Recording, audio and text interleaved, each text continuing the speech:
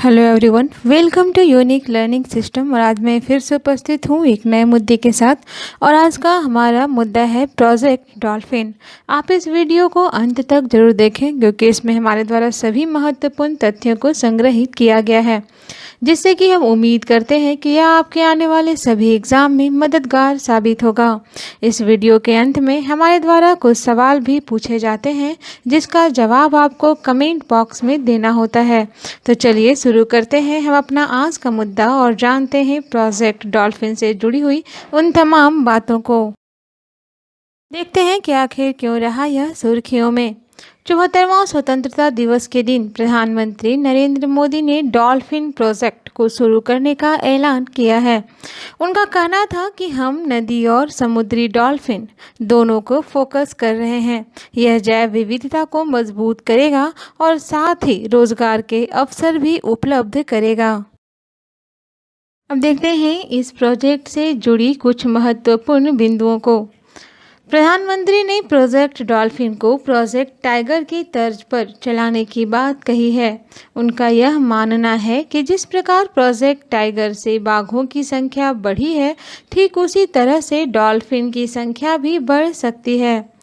Project dolphin को बीते साल दिसंबर माह में ही राष्ट्रीय गंगा परिषद की पहली बैठक में ही मंजूरी मिल गई थी। अनुमानितः डॉल्फिन के संरक्षण के लिए यह प्रोजेक्ट डॉल्फिन पर्यावरण, वन एवं जलवायु परिवर्तन मंत्रालय के द्वारा लागू किया जाएगा। अब हम देखते हैं गंगा डॉल्फिन के बारे में। डॉल्फिन मुख्य रूप से गंगा और ब्रह्मपुत्र नदियों में पाई जाती है। इसका वैज्ञानिक नाम प्लैटनिस्ता गैंगेटिका है। गंगा डॉल्फिन विश्व भर की नदियों में पाई जाने वाली डॉल्फिन की 5 प्रजातियों में से एक प्रजाति है।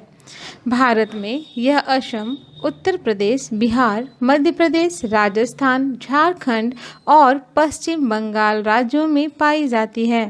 भारत सरकार ने गंगा डॉल्फिन को राष्ट्रीय जलीय जीव के रूप में मान्यता भी दे रखी है। अब हम देखते हैं कि डॉल्फिन को सुरक्षित करने के महत्व को। एक समय था जब डॉल्फिन कई स्थानों पर देखा जा सकता था। यह गंगा की सहायक नदियों में पाई जाती थी। हालांकि नदियों पर बांध के निर्माण और बढ़ते प्रदूषण के कारण जलीय जीवों, खास तौर पर डॉल्फिन की आबादी में गिरावट दर्ज की गई है। जलीय जीवों के जीवन नदी के पारिस्थितिकी तंत्र के स्वास्थ्य के एक संकेतक हैं। चूंकि गंगा डॉल्फिन खाद्य श्रृंखला के शीर्ष पर है, इसलिए नदी के जलीय जीवन की संरक्षण सुनिश्चित करने के लिए डॉल्फिन की रक्षा करना काफी आवश्यक है। देखते हैं वो कौन से कारक हैं जो डॉल्फिन के लिए खतरे बने हुए हैं। जल प्रदूषण के रूप में एकल उपयोग वाले प्लास्टिक, औद्योगिक प्रदूषण, मछली पकड़ने वाली जाल, नदियों में गाद का जमा होना, तेल प्राप्त करने के लिए शिकार करना आदि उनकी संख्या कम करने के कारक हैं। नदियों पर बने बांध भी इनकी वृद्धि को प्रभावित कर रहे हैं क्योंकि ये संरचना पानी की प्रवाह को बाधित करती हैं। वर्तमान में भारत में गंगा डॉल्फिन की आबादी लगभग 2500 से 3000 तक ही हो सकती है। अब हम देखते हैं कि डॉल्फिन को बचाने के अभी तक कौन कौन से प्रयास किए गए हैं। पहला है वन्य जीव संरक्षण अधिनियम।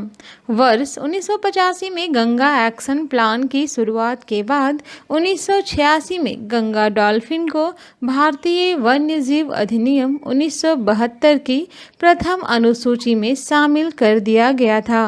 उदाहरण के लिए बिहार के विक्रमशिला गंगा डॉल्फिन अभयारण्य इसी अधिनियम के तहत स्थापित किया गया है। दूसरा है संरक्षण योजना। सरकार ने गंगा डॉल्फिन संरक्षण कार्य योजना तैयार की है, जिसमें उनकी आबादी पर पड़ने वाले खतरे की पहचान की जाएगी। तीसरा है राष्ट्रीय जलीय जीव, अर्थात डॉल्फिन की सुरक्षा के लिए ही 5 अक्टूबर 2009 को इसे राष्ट्रीय जलीय जीव घोषित कर दिया गया। और आपकी जानकारी के लिए बता दूं कि 5 अक्टूबर को ही डॉल्फिन दिवस भी मनाई जाने लगी। अब हम देखते हैं कुछ जानने योग्य बातों को। विश्व वन्य जीव कोष के अनुसार डॉल्फिन की खोज आधिकारिक तौर पर 1801 में ही खोज कर ली गई थी। स्तनपायी डॉल्फिन केवल मीठे पानी में ही रह सकती हैं। इन्हें दिखाई नहीं देता है। यह अल्ट्रासोनिक ध्वनियों के उत्सर्जन के माध्यम से ही शिकार करती हैं। इस परियोजना के तहत अगले 10 सालों तक इनकी संरक्षण के लिए यह अभियान चलाया जाएगा। हम देखते हैं निष्कर्ष।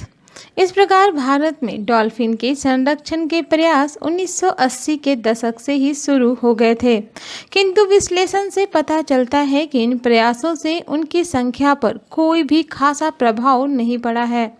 तमाम प्रयासों के बाद भी डॉल्फिन लुप्तप्राय सूची में शामिल है।